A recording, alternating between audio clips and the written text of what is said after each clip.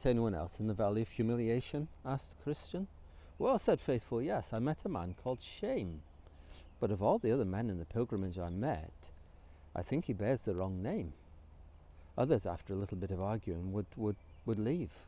But this bold-faced Shame, he would have none of it. "Well," said Christian, "what did he say?" "Well, he started by objecting against religion itself. He said it was a pitiful, low and sneaky business for a man to mind religion. He said a tender conscience was an unmanly thing, and that for a man to watch over his words and ways and tie himself up from that hectoring liberty bare spirits of the times are accustomed to would make him a ridicule. He objected that it was but a few of the mighty, rich, or wise that were ever of my opinion. Very few of them were persuaded to be fools, or to have a voluntary fondness, or venture the loss of all for who knows what. He objected, furthermore, to the base and low estate and condition of those who were pilgrims, and of how they lived, their ignorance of natural science, and a lot more as well. He said that it was a shame to sit whining and moaning under a sermon, a shame to come sighing and groaning home, a shame to ask my neighbour for forgiveness of petty faults or make restitution where I'd taken from anyone. He said that religion makes a man grow strange to the great.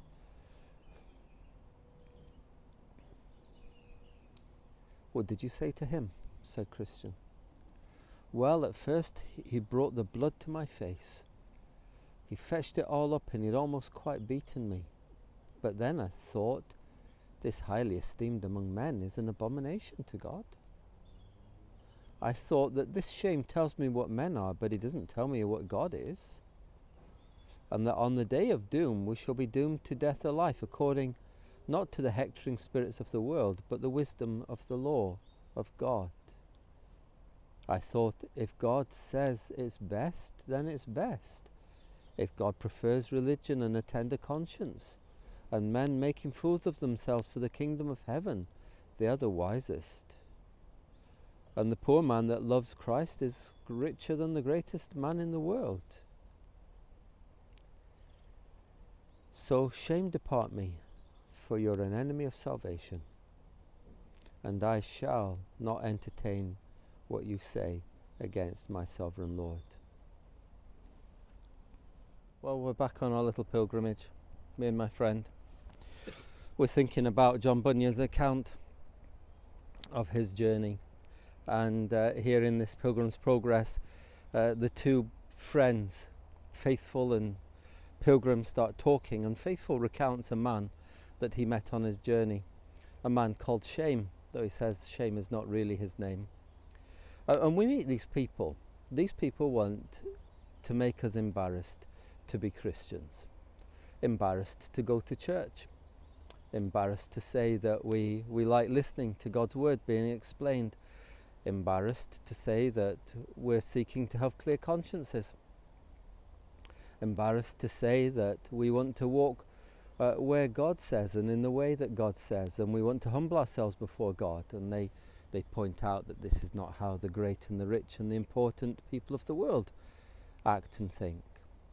And so they want to bring the rush of blood to our face, as Faithful would say. But their thoughts are not God's thoughts, and their ways are not God's ways, and actually in the end they don't make the judgment. They are just ridiculers.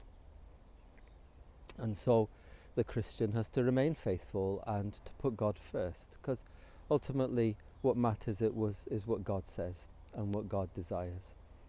And don't let shame destroy your walk, or the fear of shame.